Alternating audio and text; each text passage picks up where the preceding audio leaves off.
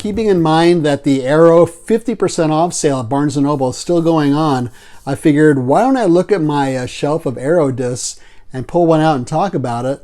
And so I chose this one, Nikkatsu Diamond Guys Volume 1, which is a collection of Japanese film noirs. And I thought, I haven't watched this yet, though I bought it quite some time ago. And I'm always in the mood for some film noir, so why not do that? But first, let me look and see if it's available at Barnes & Noble. Well, I did check. It's not available at all. In fact, I looked at Amazon. They want $237 for this thing, even though I paid $20 a few years ago. So my guess is that it's out of print. So I figured, well, I need to change gears and do something else. And that's where this episode comes in. This is the Kazdoy Closet. I'm Kazdoy. That's my closet full of all the stuff that I love. And today we're going to look at a different collection of Japanese film noir, one that is available and at a much more reasonable price. Let's check it out. Today we're going to look at this box set, Nikkatsu Noir from Criterion. Nikkatsu is the oldest film studio in Japan. They cranked out hard-boiled crime films, among other genres, in the 1950s and 1960s. Now, there are 5 films in this set. They're each housed in a slim case. This is a DVD format, and they all have liner notes. One has a very short booklet. I'll show you that in a second. They're all about 90 minutes or less. They're all in black and white, all in Japanese with English subtitles. There are no extra features at all on any of these films, and they all have elements of film noir, the visual style, themes of revenge, regret, loss, fate, double crossing. There's a sense of hopelessness in a lot of these films, and some of the typical iconography like gangsters and guns and nightclubs and even some boxing going on. So let's take a brief look at each film chronologically.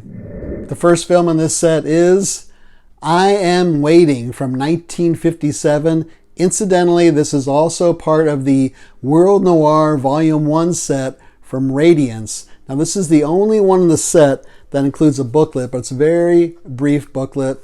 It's only 4 pages, opens up like that, and that's about it.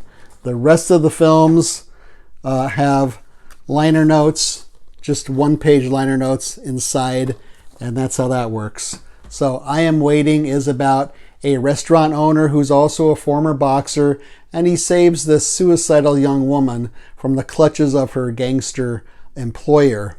The picture quality here is not very good. It's a bit washed out in many places. You're going to see some specks and some scratches throughout.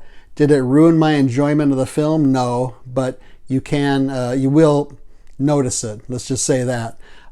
Our 2 main characters, the man and the woman, they're just filled with sadness and with the past that they regret. Both are alone. They feel like they really have no future whatsoever.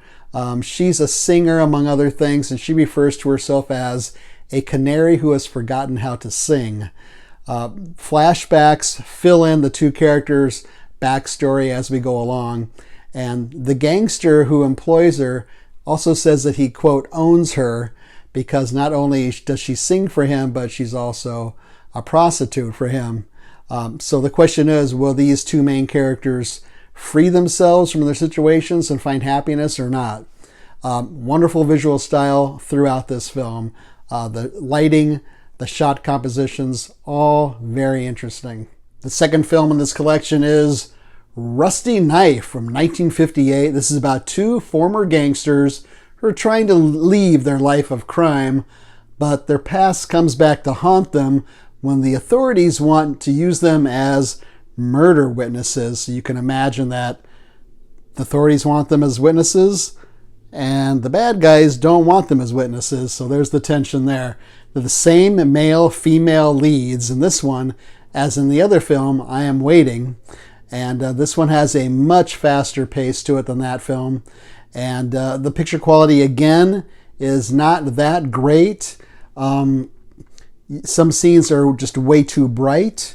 You're not going to see any really deep blacks like in the nighttime sky scenes. It's going to be kind of hazy, that kind of look. But this one's filled with blackmail and payoffs and gangsters. There's even a gang rape in here, surprisingly, for a film from 1958. There's a long fight scene between two of the main characters that seems to go on for about 5 minutes, which is pretty unusual and pretty noticeable and kind of way over the top. So that's kind of fun to watch. This was a huge success, and the director and the star went on to make 25 more films. The third film here is Take Aim at the Police Van from 1960.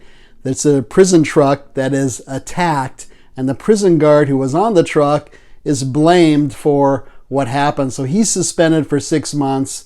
He decides during those 6 months he's going to go on a hunt to find out who's responsible for that attack. So after the first two films that I talked about, the picture quality here is much better. No complaints whatsoever. Much more visually stylish and really bold looking than those first two films. Really takes a lot more chances stylistically. There's a voiceover by the prison guard character, our main character, as he's following leads from place to place to find out what happened. It's a fast-paced story, rather convoluted, kind of hard to keep up. He has a moral code, this prison guard. He likes to see the best in people, which is pretty unusual for this type of film. And he hates the fact that prostitutes in this film, yes, there's another theme or another subject of prostitutes in this one too. He hates the fact that they're referred to as, quote, merchandise. And there's even a little bit of nudity in this film, which again was surprising for a film from 1960. There's several extended set pieces too, whereas the other film really didn't have, two films didn't really have any. It was directed by Shizun Suzuki, who is probably best known for a couple of films. One of them is Branded to Kill from 1968. And once the Nikkatsu boss screened that film, he said it was incomprehensible and ordered Suzuki off the studio lot, and I assume he never came back. He also directed the film Tokyo Drifter. Those are both on Criterion. I have not seen either one of those films, but they're pretty well known. The fourth film in this set has kind of a weird title. It's a Cruel Gun Story from 1964.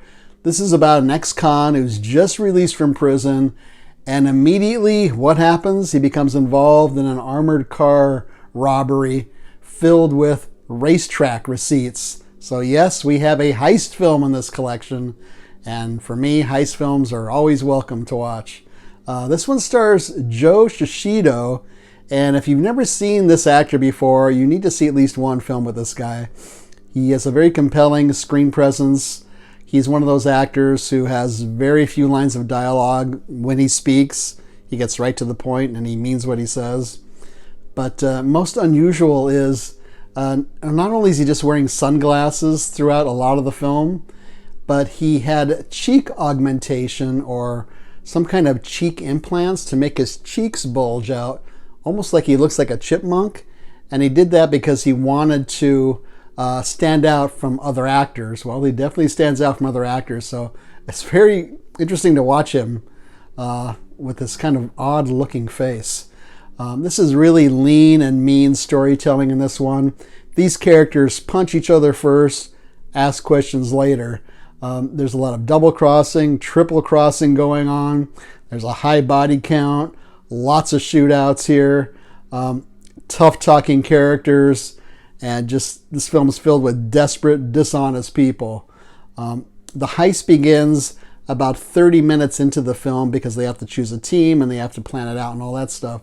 And then the rest of the film deals with the complications of that heist, because if you've ever seen a heist film, you know things don't always go as well as they think they're going to go. And the final film in this set has my favorite title, which is A Colt Is My Passport from 1967. Joe Shishido again stars in this film. This time he's a hitman who's caught between rival gangs. Now right away, beginning with the theme music, we know this is going to be heavily influenced by those Italian spaghetti westerns because of the music and because the last 10 minutes is almost dialogue free. It's a showdown between our main character and these other guys, and then this big empty flat field, very dusty. You're almost waiting for tumbleweeds to roll down. It looks like a scene from a western town in one of those westerns. And just like Sergio Leone's style of cutting back and forth, we're cutting back and forth between the faces of the guys involved in this shootout. So there's no getting around the fact that it's very similar to those types of westerns. Again, we have another troubled woman in this one, and she's a waitress. Her boyfriend was killed by a gangster she is unfortunately involved with, and some of her lines are just so bleak. She says that the god of death follows me everywhere. And she's also a waitress in this grungy diner, which is filled with kind of these grungy guys. And she just says, all that's left for me is dust and the smell of men and gasoline. The hitman kills his target in the beginning of this film, and then the rest of the film is sort of the aftermath of that killing, because let's just say the Yakuza is involved. So you're having rival gangs battling for this guy. They're not happy about what happened on both sides, and that's where the complications come in. My rating for all of these films put together, I'm going to give each one of these 4 flags out of 5. It's a great introduction to and a great overview of Japanese film noir. So if you're into Japanese films, if you're into film noir, and you want to get a taste of what these films are like, this is a great place to start, I think. Where can you see these films? Well, it looks like right now, as of this recording, they all should be streaming on the Criterion channel. And if you want to buy this set, right now, this set of 5 films is $48 on Amazon. But if you wait until the Criterion 50% off sale, it'll go for $35. There's supposed to be a flash sale in March, I believe. And that's a great price for these 5 films, I think, especially if you're a fan of this stuff. So feel free to leave a comment or suggestion down below. Are there any other Japanese film noirs you think I should check out or that you'd like to recommend to other people? There are 2 more that I do recommend by Akira Kurosawa. That would be High and Low and Stray Dog. Those are both on the Criterion label and probably on the channel as well. But I'd like to thank the following people for leaving a comment on various episodes, old and new, since our last episode. And those people are Cinema Inspired, Samsung Galaxy J3 Prime, Sid, Sean, Tina, Carspiv, Maureen, and the one DJ Dave. Thank you for taking the time to comment. Appreciate it. Leave a thumbs up. Don't leave a thumbs down. Subscribe would be great. Share this with your friends and neighbors. We're very close to our next goal of 850 subscribers. I would like to welcome the newest subscribers since our last episode: Joey, John Raw Productions, Mark, Alex, Darren, and Dritko. Thank you so much for subscribing. Subscribing is free. Also free is we're on the Letterboxd app under the Kazdoy Closet. There's a link in the show notes down below, and that's where we leave brief written reviews of other things we're watching that we don't talk about here. Most recently, Hell House, LLC Origins, The Carmichael Manor, and Barbarella. So check those out. Otherwise, thanks for watching. See you next time.